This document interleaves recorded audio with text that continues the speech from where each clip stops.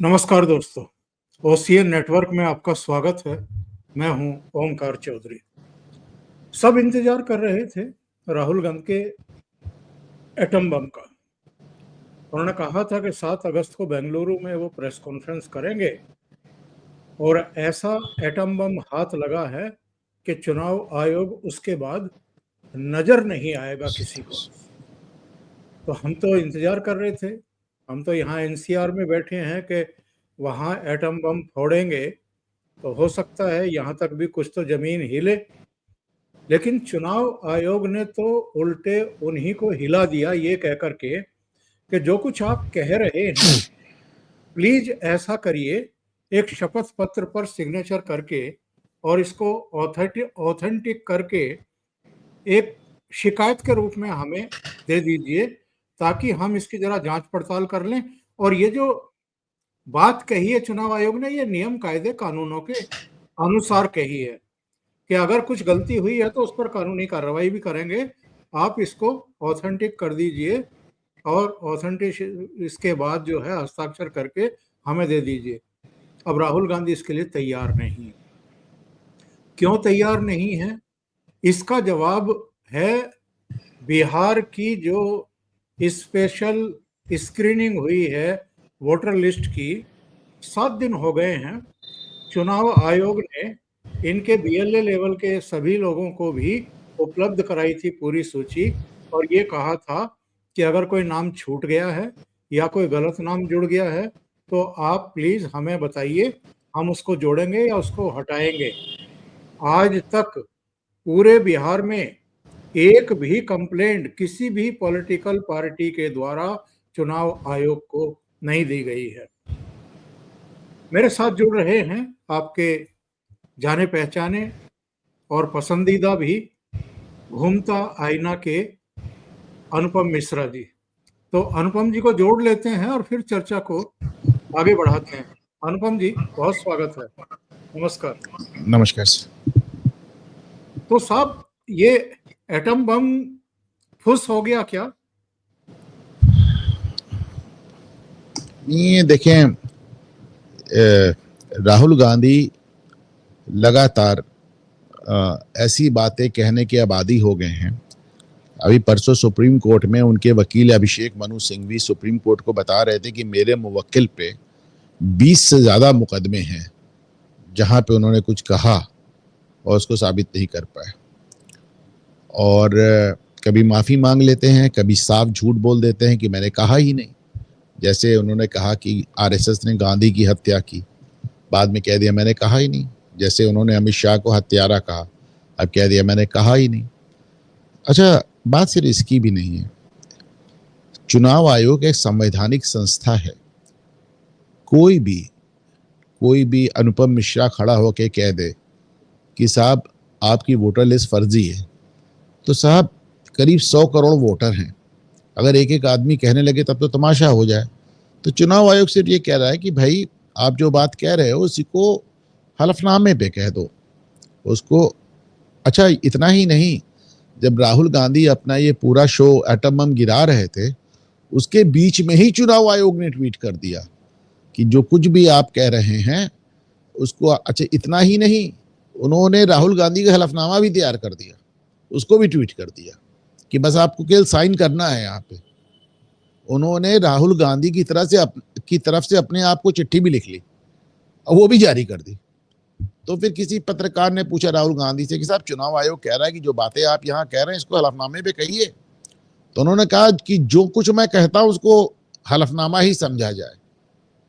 तो भाई जो कुछ आप हलफनामे पे कहते हैं वो तो हलफनामा निकलता नहीं, और जो कुछ आप हवा में कह रहे हैं उसको हलफनामा समझा जाए। मतलब ऐसा हरिश्चंद्र कैसे हो गए कि आपके मुंह से निकली हुई हर बात हलफनामा समझी जाए? ये संभव भी नहीं है, कानूनन भी सही नहीं है। अभी भी चुनाव आयोग ने कहा है कि जो कुछ भी आप कह रहे हैं इसको हलफनामे पे कहें, क्योंकि उन्होंने ये भी बताया कि, और अच्छा उसमें उन्होंने जो ट्वीट किया उन्होंने ये भी बताया है कि साहब राहुल गांधी को पता होगा कि भारतीय न्याय संहिता के सेक्शन 227 में गलत बात ऑन ओथ कहना, यानी हलफनामा देकर गलत बात कहना अपराध है। राहुल गांधी इसको कहने के लिए तैयार नहीं। राहुल गांधी ने साफ मना कर दिया।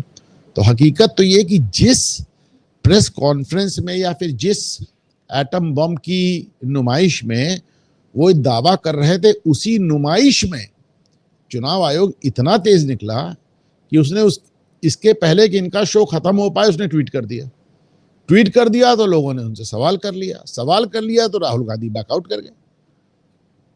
पहली बात। दूसरी बात, राहुल गांधी अगर कह रहे हैं कि कर्नाटक में गड़बड़ी है, तो भैया कर्नाटक का जो चुनाव हुआ, चुनाव आयोग के पास अपने कोई कार्यकर्ता नहीं होते हैं।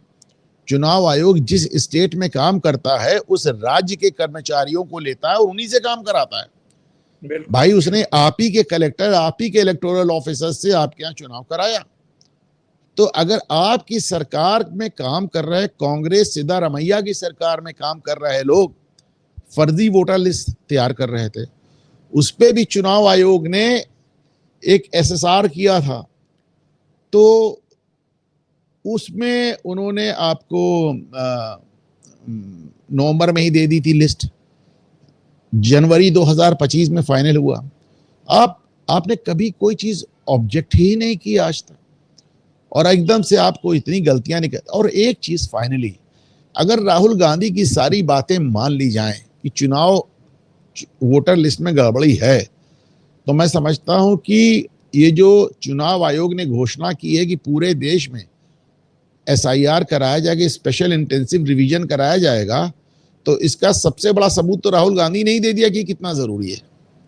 अगर राहुल गांधी की बात मान ली जाए कि साहब वोटर लिस्ट में बड़ी गड़बड़ी है, तो फिर तो राहुल गांधी ही कह रहे हैं कि एसआईआर कराओ। भाई वोटर लिस्ट में अगर गड़बड़ी है तो वोटर लिस्ट की गड़बड़ी कैसे ठीक होगी?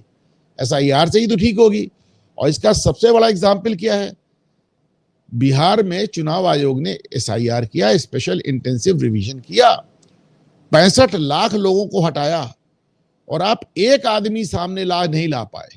सुप्रीम कोर्ट ने कहा साहब 65 लाख लोग हटे, आप केवल 15 आदमी लेके चले आइए जो गलत हटाए गए हो, हम प्रक्रिया रोक देंगे। तो 65 लाख में आपको 15 आदमी नहीं मिले। उसके बाद इन्होंने अपना वोटर लिस्ट का बिहार में एक ड्राफ्ट तैयार करके सारी पार्टियों को एक एक कॉपी सौंप दिया, और साथ में एक फॉर्म सौंप दिया कि आपकी नजर में जो लोग रह गए हों या जो लोग गलत निकाले गए हों, कृपया उनका नाम दीजिए ताकि उन्हें शामिल किया जा सके। अभी तक एक भी दल ने, न तेजस्वी यादव ने, न राहुल गांधी ने, एक भी दल ने एक भी आदमी का नाम नहीं दिया। आप सोचे 65 लाख लोग हटाए गए, इनको एक आदमी नहीं मिल रहा है। एक आदमी मिला भी अगर फर्जी वोटर आईडी कार्ड का, तो खुद तेजस्वी यादव मिले। वो तेजस्वी यादव जिन्होंने 2020 का चुनाव दूसरे वोटर लिस्ट पे लड़ा, दूसरे वोटर आईडी कार्ड पे लड़ा, और प्रेस कॉन्फ्रेंस में 2020 के पहले का कोई वोटर आईडी कार्ड दिखा रहे थे। चुनाव आयोग ने तेजस्वी यादव को भी नोटिस दी है, जिसकी कल लास्ट डेट है, 8 तारीख तक उन्हें जवाब देना है। तेजस्वी यादव ने एक स्टंट करने की कोशिश की, वो तेजस्वी यादव पर भारी पड़ा। राहुल गांधी ने आज दूसरा स्टंट करने की कोशिश की, वो राहुल गांधी पे भारी पड़ा। अब आप इसको या तो हलफनामे पे कहिए और या फिर आप झूठे साबित होइए। दूसरी बात, अगर आप हलफनामे पे कहते हो और अगर आपकी बात सही निकलती है, तो पूरे देश में एसआईआर कराने का इससे बड़ा तो फिर कोई, मतलब इससे बड़ा कारण क्या होगा भाई? फिर तो आपने एक तरह से कोई इससे बड़ा कोई आधार ही नहीं होगा। तो राहुल गांधी तो लोग मतलब अपने हाथ से अपने पैरों पर कुल्हाड़ी मारती, इन्होंने तो पैर ही कुल्हाड़ी पे दे मारा। दोनों बिहार में दोनों गठबंधन के सहयोगी तेजस्वी यादव कहते हैं प्रेस कॉन्फ्रेंस करके कि मतदाता सूची में मेरा ही नाम कट गया है, और उनके नाम पर 2-2 पहचान पत्र मिल गए। और अभी तक उन्होंने चुनाव आयोग की नोटिस का जवाब नहीं दिया। ओंकार सर कोई जवाब नहीं दिया। तो वहां वो पूरी तरीके से एक्सपोज, और यहाँ राहुल गांधी एक्सपोज। मैं इनके तेलंगाना के मुख्यमंत्री की एक बाइट सुनवा देता हूं, इसको जरा मैं साझा करके, आप देखिए ये क्या कह रहे हैं, जरा दर्शक जो हैं ध्यान से सुने। जो बीच में आता है, राहुल जी सोचधारा को, कांग्रेस सोचधारा को रोकने के लिए जो भी रोकने के लिए कोशिश करेगा, सबको हटा देंगे, सबको मिटा देंगे। मिट्टी में मिला देंगे। ये कौन सी जबान है अनुपम जी? किस तरफ जा रही है कांग्रेस? भाई योगी आदित्यनाथ कहते हैं हम माफिया को मिट्टी में मिला देंगे, कांग्रेस कहती है जो राहुल गांधी का विरोध करेगा उसको मिट्टी में मिला देंगे। बस यही अंतर है, यही अंतर है। योगी माफिया को मिट्टी में मिलाने की बात कर रहे हैं और राहुल गांधी की कांग्रेस विरोधियों को। मैं एक बयान अभी पढ़ रहा था, शो में बैठने से पहले मेरी नजर पड़ी, देवेंद्र फडणवीस का। राहुल गांधी ने बेंगलुरु की प्रेस कॉन्फ्रेंस में कहा है कि 40 लाख मतदाता रहस्यमय तरीके से वहां जुड़ गए और चोरी किया गया। 5 बजे के बाद बहुत लंबी लंबी लाइनें लग गए और पता नहीं इतने मतदाता कैसे खड़े कर दिए गए। तो देवेंद्र फडणवीस का ट्वीट है, उन्होंने कहा है कि राहुल गांधी के दिमाग में गड़बड़ी है, वोटों की गिनती में नहीं। सच बात यह है कि राहुल गांधी की पार्टी का वजूद खो गया है, इसलिए वो भारत की लोकतांत्रिक संस्थाओं को बदनाम करने का काम कर रहे हैं।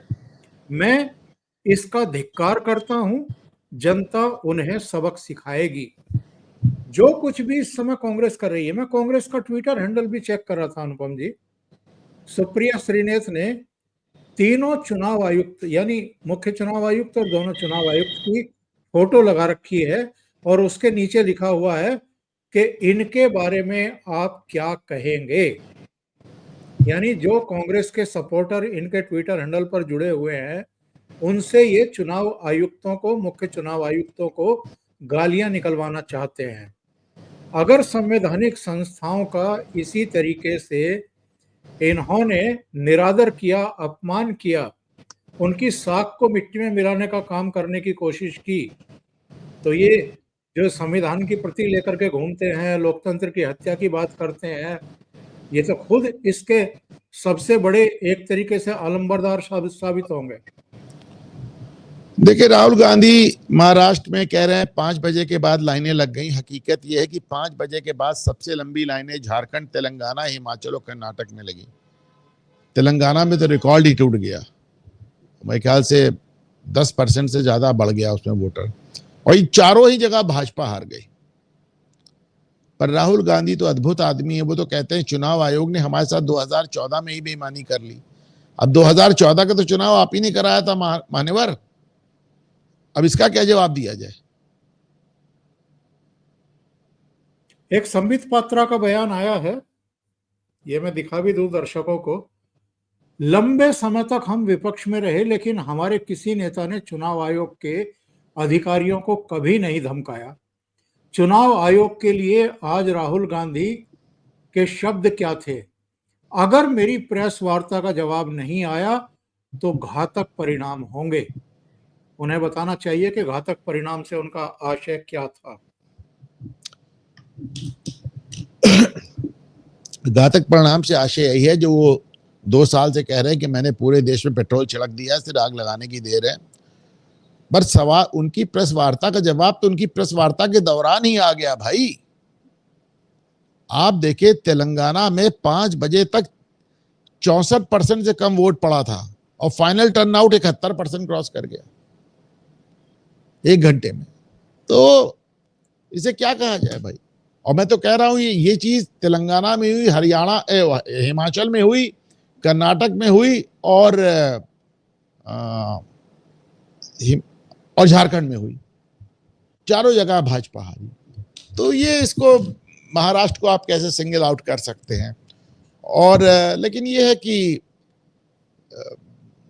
जैसे सुप्रिया श्रीनेत ने ट्वीट किया है, सुप्रिया श्रीनेत को अगर फुर्सत हो तो अपने ट्वीट पर जवाब खुद ही देख लें जाकर, लोगों ने उन्हें क्या जवाब दिए, तो उनका कंफ्यूजन दूर हो जाएगा। लेकिन यहां तो सोते हुए को जगाया जा सकता है ओंकार सर, जागते हुए का क्या करेंगे आप?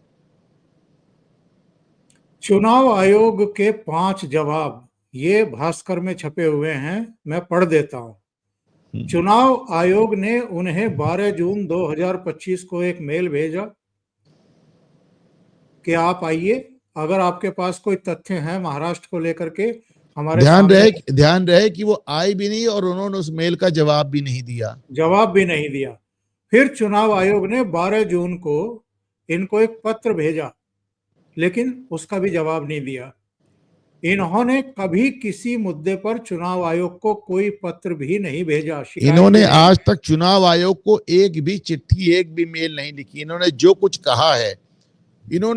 कहा है सिर्फ प्रेस कॉन्फ्रेंस में और पब्लिक रैलीज में कहा है।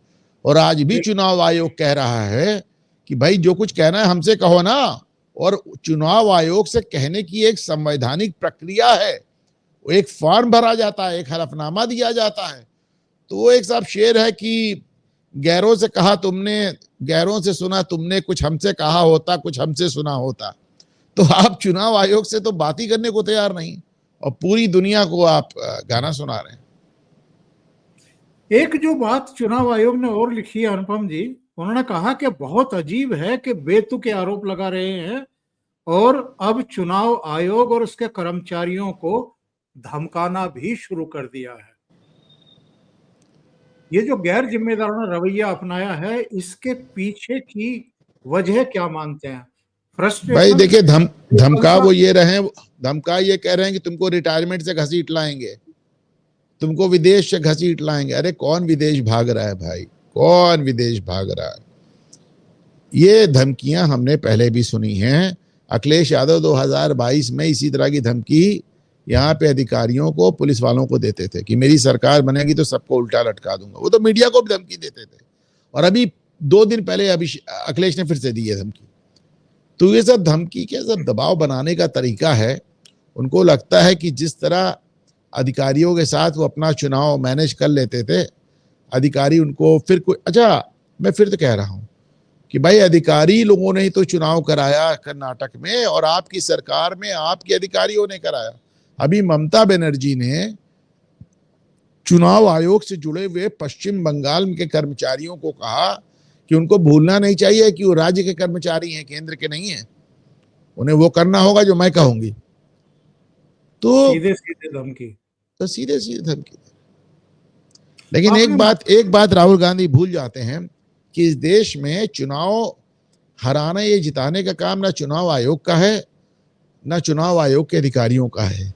इस देश में चुनाव हराती और जनाती जनता है, जिसने इंदिरा गांधी जैसी सरकार को उखाड़ के फेंक दिया, इंदिरा को वापस ले आया, जिसने राजीव गांधी जो देश का सबसे बड़ा बहुमत लेके आए थे 84 में, 5 ही साल में उनको बेदखल कर दिया, जिसने नरेंद्र मोदी को 3 बार सत्ता पे बैठा दिया।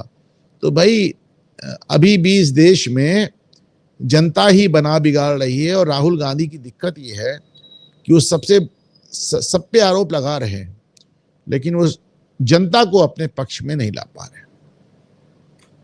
मैं ये आखिर में ये पूछूंगा आपसे, बिहार को लेकर के इन्होंने इतना बेसंडा खड़ा किया, पटना विधानसभा से लेकर के बिहार की, और सर आज ध्यान दें कि इतनी लंबे चौड़े ड्रामे में इन्होंने बिहार की बात नहीं की। पार्लियामेंट तक इन्होंने प्ले कार्ड लेकर के हंगामे किए, पार्लियामेंट को नहीं चलने दिया, अभी भी नहीं चलने दे रहे हैं। और उधर ममता बनर्जी जो है वो ये समझ रही हैं कि बिहार में क्या हुआ है यही अब पश्चिम बंगाल में होने जा रहा है, और वो कह रही हैं कि मैं ये होने नहीं दूंगी पश्चिम बंगाल में। अगर वो इसको रोकेंगी तो चीजें कहां तक जा सकती हैं? इसका तो बड़ा सीधा सा जवाब है ना। देखिए, चुनाव आयोग अगर पूरे देश में वोटर लिस्ट रिवीजन करेगा, तो अगर चुनाव आयोग चाहे भी तो पश्चिम बंगाल को नहीं छोड़ सकता। अगर आप पूरे देश में कर रहे हैं तो आपको झक मार के पश्चिम बंगाल में तो करना ही करना है, आप चाहें ना चाहें। ममता बनर्जी को अब सिर्फ ये तय करना है कि पश्चिम बंगाल में वोटर रिवीजन वो कराएंगी कि प्रेसिडेंट रूल में होगा। बहुत बहुत धन्यवाद अनुपम जी, जुड़ने के लिए, इतना समय निकालने के लिए, और बहुत महत्वपूर्ण मुद्दे पर अपडेट करने के लिए। Thank you so much. Thank you. नमस्कार। और दर्शकों से एक निवेदन, अनुपम जी का जो चैनल है घूमता आईना, जरूर सब्सक्राइब करें और उसको जरूर देखें। Thank you so much. नमस्कार।